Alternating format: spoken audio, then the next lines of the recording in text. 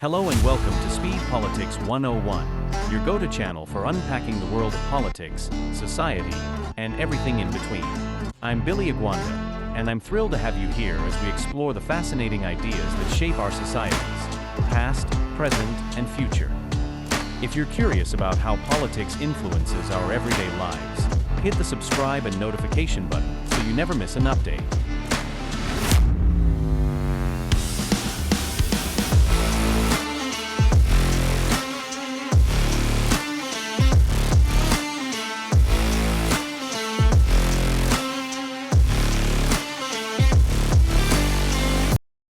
Today let's explore the political philosophy of Aristotle, one of the most influential thinkers of ancient Greece, who laid the groundwork for much of Western philosophy, particularly in the realms of logic and scientific reasoning. His contributions to symbolic logic established a systematic way of analyzing arguments, allowing for the development of structured and rational thought, a method that continues to underpin modern scientific inquiry and philosophical analysis today. Aristotle's influence extended to the field of metaphysics, where he took a distinct departure from the idealism championed by his mentor Plato.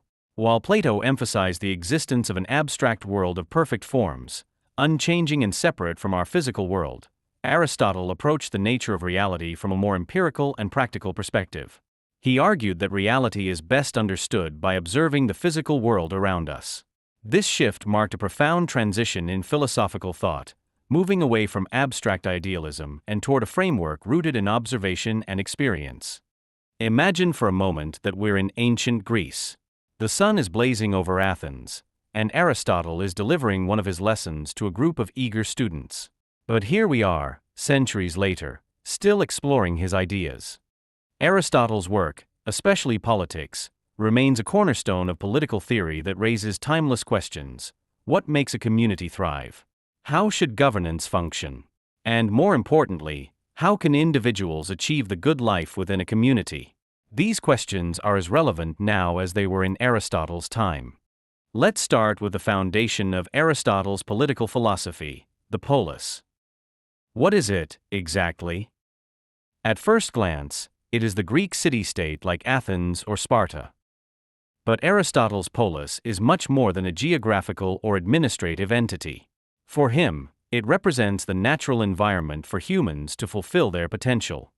Aristotle famously described humans as political animals.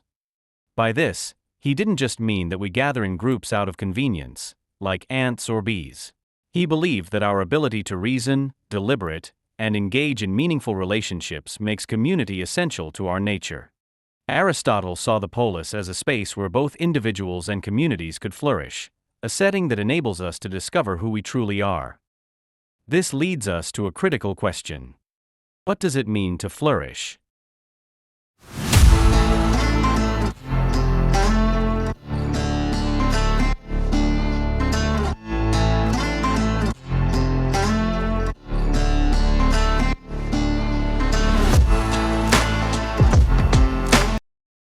For Aristotle, flourishing, what he calls Eudaimonia, is the ultimate goal of human life. But unlike modern notions of happiness, which might focus on pleasure or personal success, Eudaimonia is about living a life of virtue and fulfilling one's potential. Here's where the polis comes in again.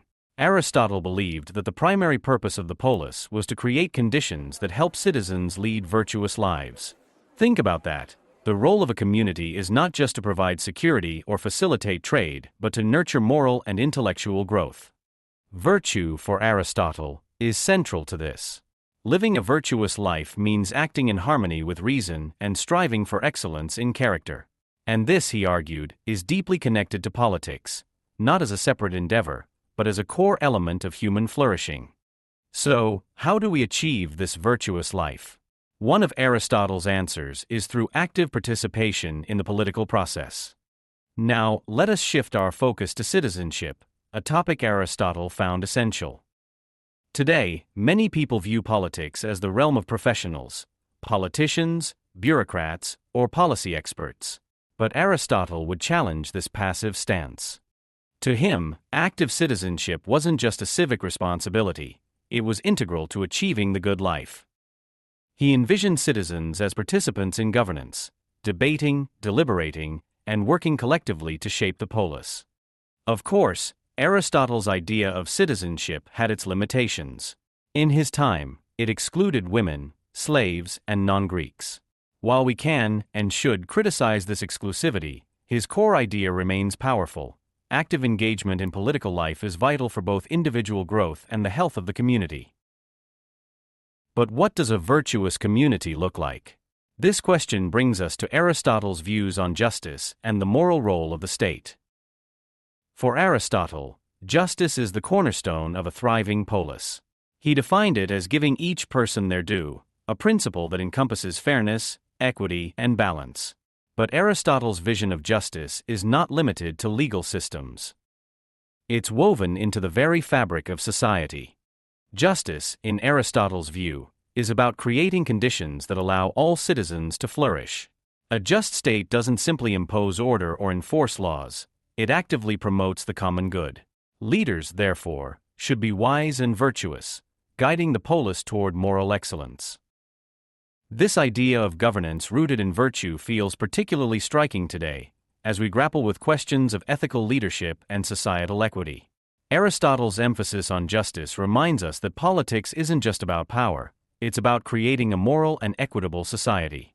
Now, Aristotle also recognized that for a polis to remain stable, it needed balance. This is where his thoughts on the middle class become particularly relevant.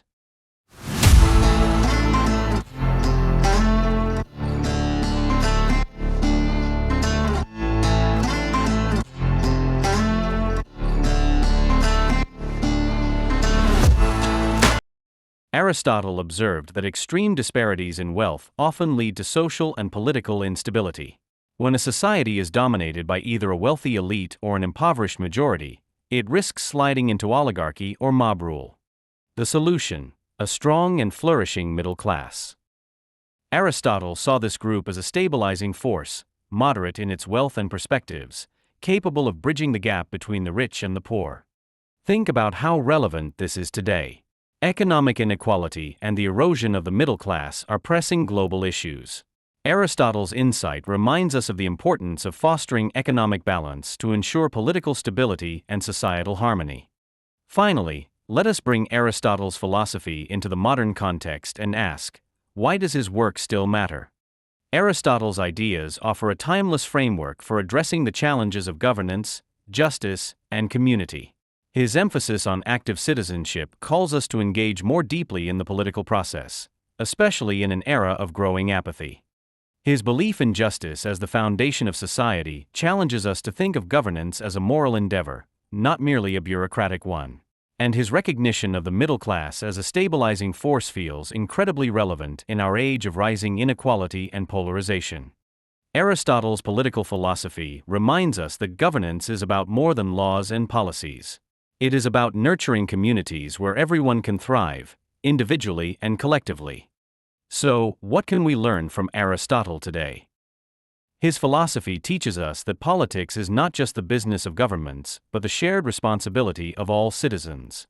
It's about striving for justice, cultivating virtue, and building communities that support the flourishing of every individual.